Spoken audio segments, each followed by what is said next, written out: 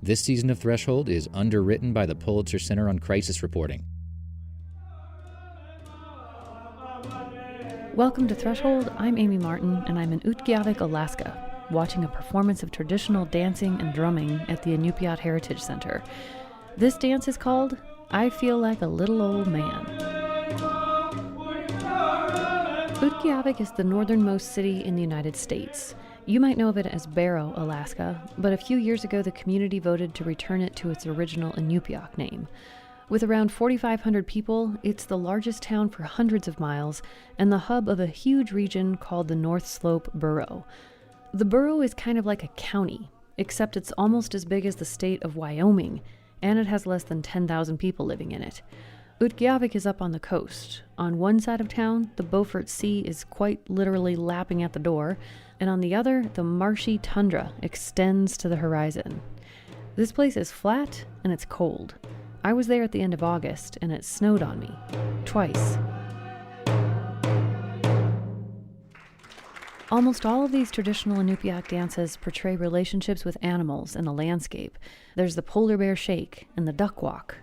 The movements evoke waves and wind and crews of people paddling boats and scouting for prey. It's a window into a culture that is defined by hunting. You can't grow crops or raise farm animals in this environment. If you want to eat, you have to go kill something. So the Inupiaq have become incredibly skilled hunters. They catch fish, seals, geese, caribou, but nothing provides as much food as a whale. When you catch a whale, you can feed 1,000 people or more with one whale. This is Gordon Brower. We have been doing that for thousands of years to survive it. That's the only way we could have survived here. Gordon is a whaling captain, but he says he's seen and heard things on TV that make him feel a little uncomfortable talking to outsiders about that part of his life. It kind of makes me to believe there's a big dislike for anybody that kills whales and do things like that. But for those that have to live and have been doing this for thousands of years, and our archaeological history here, it dates back several thousand years of constant use and hunting whales and providing food for our communities. It's almost impossible to overstate the importance of the whale here in Utqiagvik. The average winter temperature in this part of Alaska is about negative 12 degrees Fahrenheit, and that's the average. It often gets a whole lot colder than that. The sun doesn't rise above the horizon for about 2 months. But for thousands of years, whales have kept communities alive through the cold, dark Arctic winters. And here in Utqiagvik, people still depend on whales for food and for cultural survival. But they also depend on oil. Alaska's North Slope is one of the most oil-rich regions in North America, and there's a lot of natural gas and coal, too. Taking that stuff out of the ground is big business, and a portion of the money from that business makes its way back to Inupiaq communities, funding schools, hospitals, roads, and more. But oil and gas development comes at a cost. The drilling can disrupt or displace the animals that feed people here, and of course, carbon emissions from fossil fuels are warming the planet, and especially the Arctic. That is not good for whales or whalers. So what do you do when the thing you can't live without in the short term is the same thing that threatens your very existence in the long term? That's our question for this episode, viewed through the eyes of two whalers from Utqiagvik, Alaska. The health of the ice cover is not very good. We can't fight Mother Nature. We can't fight the wave actions or the storms. It's there. It's real. When I looked at the fish, man, you could see how healthy they were before oil development came around. You have to address all of these issues that are connected to each other, and that includes culture that is part of that environment. The Arctic is a vibrant place. It is a changing place. One of the first things young Arctic whalers have to learn is how to handle themselves on the ice. Our camps were sometimes 15 miles out offshore. We would live offshore for up to a month trying to harvest these marine mammals. And we still do that today. Gordon Brower says that in Utqiagvik, the whale hunt happens from traditional skin boats, small, light crafts made by the hunters themselves and powered by paddles, not motors. The whaling crews take these boats out to the edge of the sea ice and set up camps there. My earliest recollection is maybe 10 years old, maybe 9 years old, of being the young guy and doing the minimal things required of us, like keep the stove lit, make sure and harvest ice for water, and know where and learn to get fresh water on the ice. We learned in our last episode about how older sea ice tends to be thicker and stronger, but Gordon says another key difference is that multi-year ice has less salt in it. Multi-year ice over time gets bleached and the salt comes out of it, and you can find these areas of fresh water in multi-year ice. As sea ice forms, it sort of squeezes the salt molecules out, and the older it is, the fresher it is. This is really important to whalers because, like Gordon said, they live on the ice during the hunt, and you can't drink out of the open ocean. So as the Arctic warms up and the multi-year ice melts away... Now you got to bring your own water from shore to your camp offshore, because you're not seeing these glaciated type ice that develop over long periods of time that are salt-free. Yeah, so those are some of the subtle differences that you see, but they're a big difference when you got to live on the ice because you don't have a fresh water source just feet away from you anymore. It doesn't exist anymore. Is it more dangerous now? It's considerably, I think, more dangerous. You're not as sure-footed on the ice anymore. Hunting whales has always been risky, especially from skin boats. In fact, just this October, 2 Utqiagvik hunters died when their boat capsized as they were hauling a whale in. But because of climate change, the risks are greater now. More people are falling through the ice, especially on snowmobiles while hunting or traveling. And of course, loss of sea ice affects all kinds of Arctic animals too. Polar bears, narwhals, walruses, seals, even birds. They all use the sea ice in different ways, and as those animals are impacted, so are the people who depend on them. And the warming happening on land affects the hunt too. You have to be able to preserve that food and maintain its edibility. You have to be able to eat that and not have it spoil on you. And that's what permafrost represents. Permafrost, you'll remember, is just soil that stays frozen all year round for 2 years or more. It's still common in Utqiagvik to have a permafrost cellar, a big hole cut into the frozen ground where you can store whale meat or anything else you want to keep cool. For thousands of years, we've been able to preserve entire whale by cutting it up into blocks and preserve it and put it inside the earth in caches that are literally inside the earth. The earth is our refrigerator. But as the Arctic warms up, those permafrost cellars aren't as reliable anymore. Gordon says they sometimes thaw unexpectedly and food goes bad.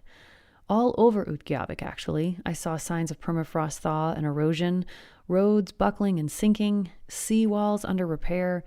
It felt kind of like a much bigger version of Shishmaref. There's no question that this region is warming up, and Gordon says everyone's trying to adapt as quickly as they can. It was a gradual change, and then it accelerated. In the 70s, you had multi-year ice all the way up to maybe 1980s, and to me, that's a vivid memory because that's when I was very active as a young person.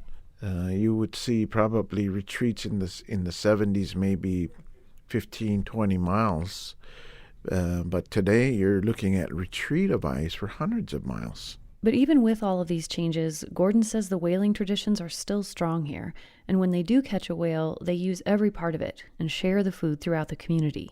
The whale brings on a festival of its own. And everybody gets new garments and clothing, and sometimes people get married and other things happen. And it is a festival period centered around the whale.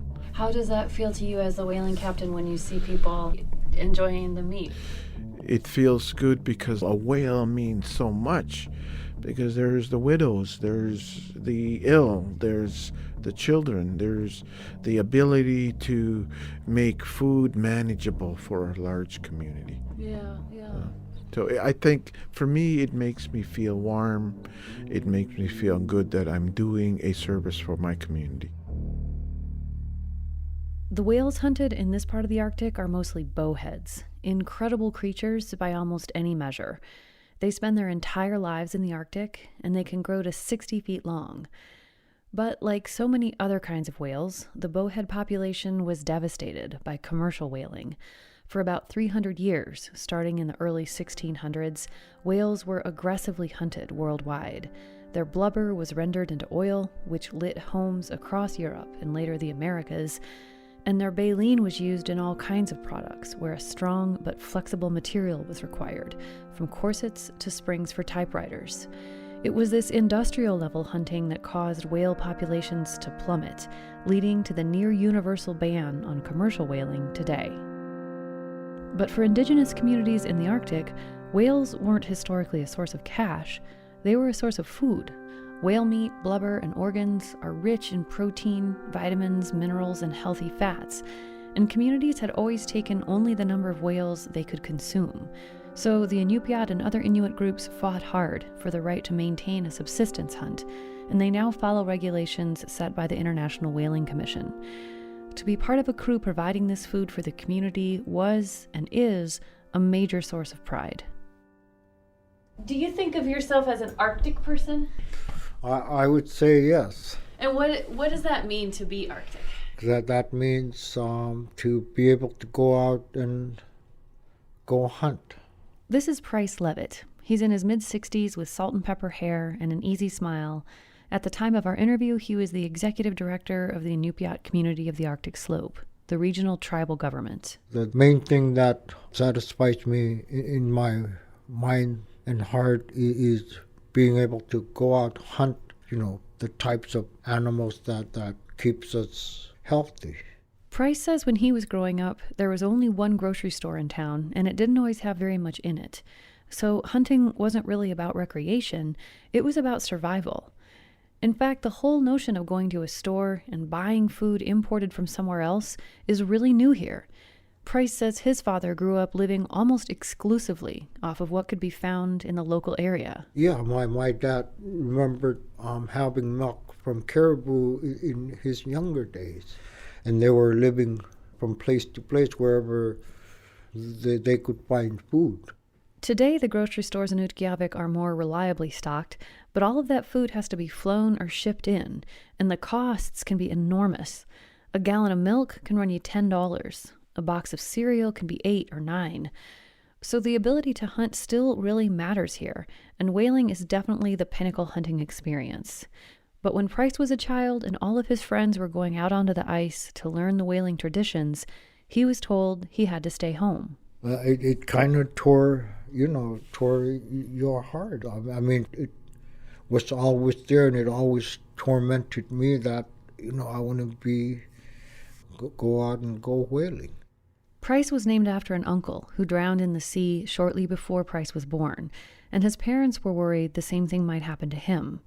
It's a strong Inupiat belief that when you name a child after someone, that person lives on in a very tangible way in their namesake, including possibly sharing their fate. So Price's parents kept him off the ice. It was a loving attempt to keep him safe, but for Price, it was torture. I wanted to be a whaling captain. Did you argue with them? No. Mm-hmm. Respect for your elders is a strong element of Inupiaq culture, and Price says arguing with your parents just wasn't done. Yeah, and they told me, well, go to school, and I concentrated on school, and I turned out to be a teacher's pet.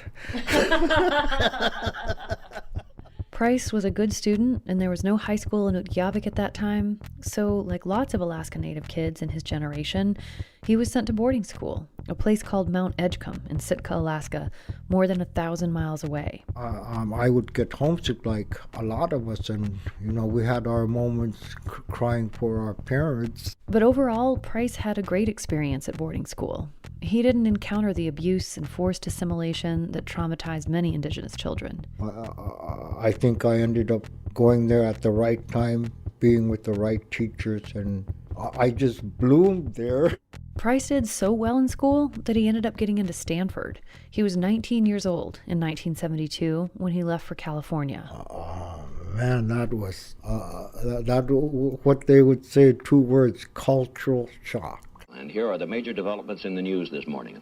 American warplanes have begun a massive bombardment of North Vietnam. The war was raging in Vietnam. In August, Richard Nixon was nominated for a second term. And in October, Miles Davis played a concert at Stanford.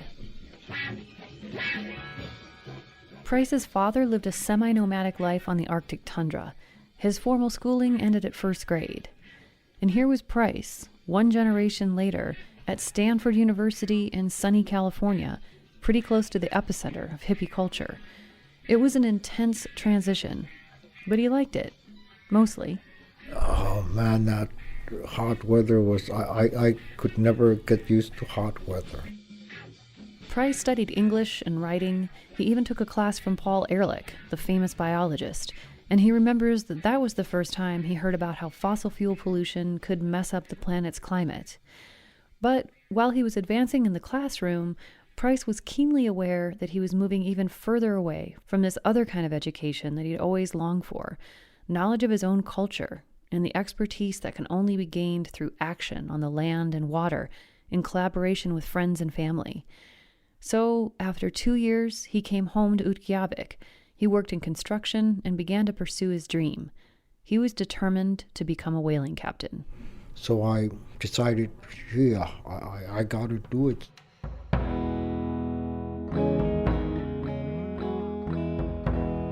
So when you decided to become a whaling captain, do you have to get permission from other whaling captains, or can you just decide, I'm going to do this?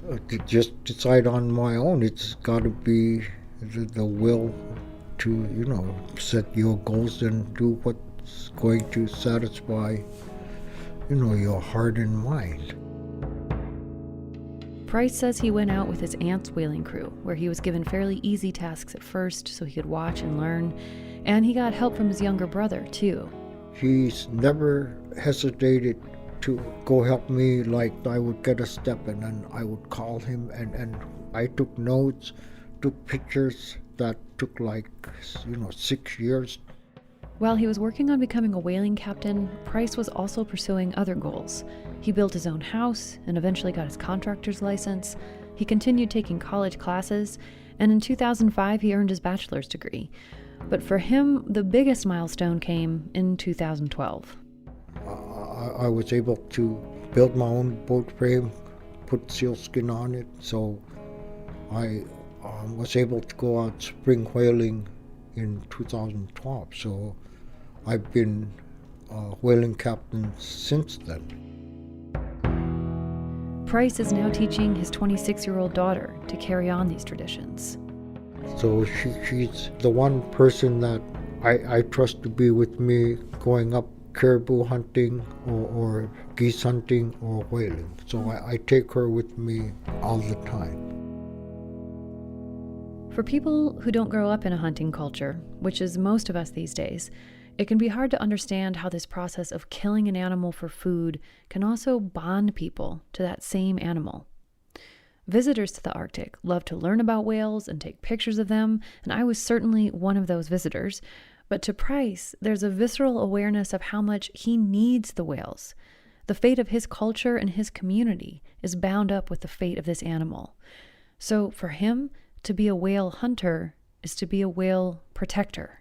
Like they say, the fossil fuels are disappearing, and my mentality has been to kind of pick up the old ways to sustain, our livelihood here and our survival. And I think to keep the environment, the water, the land, to keep the animals, to protect them, that is what's going to, sustain us for the next, 50, 100 years from now. Price is correct, of course. The fossil fuels will disappear in the future. But right now, on the North Slope, it's all systems go when it comes to oil and gas development. As we mentioned in our last episode, the Liberty Project was recently given the green light by the U.S. Department of the Interior. oil and gas from Liberty will be the first to come out of Arctic federal waters in the United States. The owners need to get some more permits before they can begin construction, but the plan is to build an artificial island 6 miles off the coast of the North Slope in the Beaufort Sea. That will then become a drilling platform for both oil and natural gas. Price says he thinks this is a bad idea because a spill could devastate the community's ability to provide for itself. Then, we would have to wait for store-bought or rations from the government. And that would deeply break my heart, is to wait for a handout instead of getting what we're so used to eating every year on our tables. As I read through the announcement released by the Department of the Interior, one of the drilling requirements caught my eye. It said, drilling may occur only during times of solid ice conditions. This is pretty typical for oil and gas projects on the North Slope. The heavy equipment needed for drilling can't run on unstable, partially thawed ground. It needs a frozen foundation. But this is an offshore project. So in this case, they're talking about getting equipment and workers out to a job site on a road built on the sea ice, which is obviously a problem in a world where sea ice is melting. It doesn't take a rocket scientist to make the leap here. How is the warming going to affect the drilling, I wondered? Will it slow the project down, or possibly even make it impossible? And sure enough, shortly after the project received the nod from the Trump administration, Alaska Public Media reported that Hillcorp, the company behind this project, says it's going to have to slow down construction of the drilling platform because of, quote, historically abnormal ice conditions in the Arctic. But of course, these abnormal ice conditions are the new normal in the Arctic, and that's being caused by the very substances the company aims to drill. We'll have more after this short break.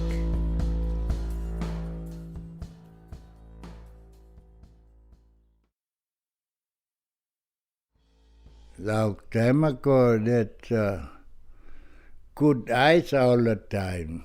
Welcome back to Threshold. I'm Amy Martin, and this is David Levitt, Price's father. He's 88 years old. Really not good ice anymore. Yeah, ice in, it's not good anymore. David says when he was a child, the sea ice used to freeze up in October and would often stay frozen into July. His eyes light up as he remembers taking the dog sled to summer celebrations in Utqiagvik.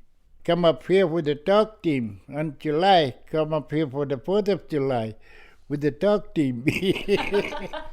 No, not anymore. That ice is not good anymore. David says now the sea doesn't freeze up until November or even December sometimes, and it breaks up in June or earlier. And this is because of the burning of fossil fuels, some of which are coming out of this very same region. The Prudhoe Bay oil field, one of the largest oil fields in North America, is located inside the boundaries of the North Slope borough, along with dozens of other oil and gas fields. And through leases, taxes, and revenue sharing agreements, that fossil fuel development is funding basically everything in Utqiagvik and across the North Slope, from waste disposal to the Heritage Museum. The story of why this is the way it is and how the money gets from the oil field into the community is pretty fascinating, but also really complicated. So I'm just going to give the extremely simplified version. When oil was discovered on the North Slope in the middle of the 20th century, the Inupiat knew that big changes were coming, whether they liked it or not. And they knew what had happened to native communities in the lower 48 when outsiders decided to take an interest in their land. So local leaders were determined not to let that happen to them. They worked to create a bunch of different agreements that would ensure Inupiaq people would maintain some control over their lands and their fate, and these agreements also ensured that the communities would get a cut of the oil wealth. Knowing that oil development was going to come, that we needed to do something so we were not completely overtaken and assimilated, but to find a way to balance and coexist. Again, this is Gordon Brower. And it was to protect subsistence, protect our resources, our cultural heritage. And we've been doing that for 40 years on the slope. In addition to being a whaling captain, he's the director of the planning department of the North Slope Borough. And he says the oil and gas money has made a real difference here. the ability to have schools, the ability to have police department, fire department, the ambulance, the hospitals, all of these things that come with development that didn't make us the ward of the federal government. And I think it's been a balancing act. And I think we have to live with that, because I don't see any other way. We have a need to adapt and use these modern tools in holding the industry accountable so that we can continue to hunt our whales, we can continue to harvest on the land and develop in a way that blends the two and work together. Not everyone on the North Slope is sure that it's possible to blend the two. The small village of Nuiqsut, east of Utqiagvik, is surrounded by oil wells, and residents have complained of respiratory problems and other health issues. But there are lots of factors working against anyone opposed to extractive industries here. Everyone knows they need whales, but they also know that they need schools and roads and hospitals. We don't have any other horse to ride up here. The Arctic is an oil and gas province. If you look at a map of oil and gas development on the North Slope, you can understand why Gordon says this. The whole region is peppered with places where drilling is already underway or where it could be soon. And there's also the 23 million acre National Petroleum Reserve. Just so you can understand how big that is, Yellowstone National Park is about 2.2 million acres. But the North Slope is also home to some of the biggest intact ecosystems in the world, including the 20 million acre Arctic National Wildlife Refuge. And, of course, the waters just off the coast are home to the whales that Gordon values so much. If you're thinking about, am I contradicting myself in trying to balance oil and gas development with what's going on today with the ice extent retreat, the permafrost issues that we're having, I don't know. But I know we're going to adapt, and we still got to preserve the whale and do our best to preserve it and feed people. Utqiagvik is in a catch-22. The oil and gas development that's supporting their community now is the same thing that's undermining their ability to maintain their traditions and their culture in the future. But this is actually just a microcosm of the exact same catch-22 we're all in. Whether or not we live next to an oil rig, we're all drinking from that poisoned well. I got to Utqiagvik and all around the Arctic on carbon-emitting airplanes. I'm recording this in a studio heated by natural gas. You're listening to this on a device using electricity, and there's a good chance it came from a power plant that burns fossil fuels. And yes, we can all make individual choices to reduce our carbon footprints, but the deeper issue is that we've inherited a system that has made the fossil fuel choice for us. Oil and gas are woven into the fabric of our entire lives, but the damage from those same fuels threatens all of our cultures and all of our futures.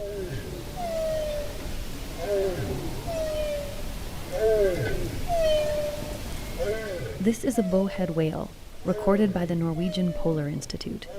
Scientists believe bowheads are the longest-lived mammals on the planet. Some have lived more than 200 years. So there could be a whale alive today that was born well before the American Civil War. And a bowhead born this year could potentially survive into the 23rd century.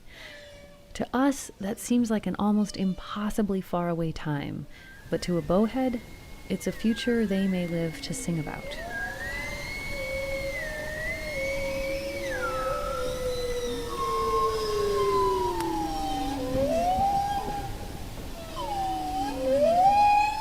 Like humpback whales, bowheads sing long, complex songs, but a recent study found that while humpbacks tend to repeat their songs in a fixed structure, bowheads change them up. They improvise, and that led one scientist to dub them the jazz musicians of the Arctic.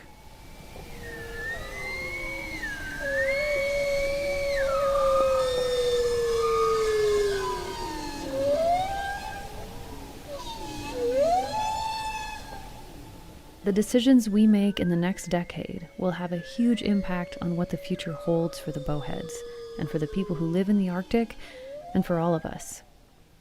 Whatever happens, we're all probably going to need to learn how to improvise.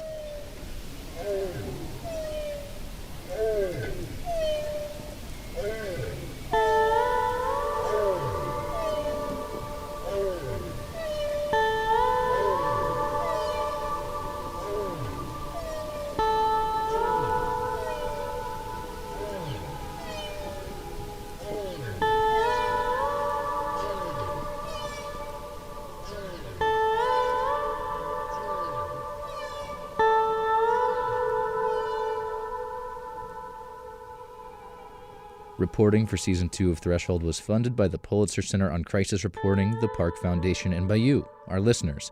Our production partners are Montana Public Radio and PRI's The World.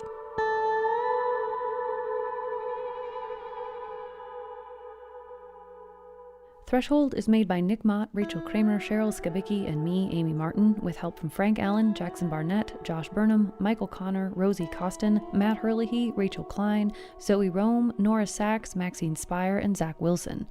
Special thanks to Kathy Utqiagvik and the drummers and dancers of the Inupiat Heritage Center, Nicholas Guecko, Ann Jensen, Neil Kinnebrew, Andy Stemp, Norman Edwards, and Ilisavik College. Our music is by Travis Yost.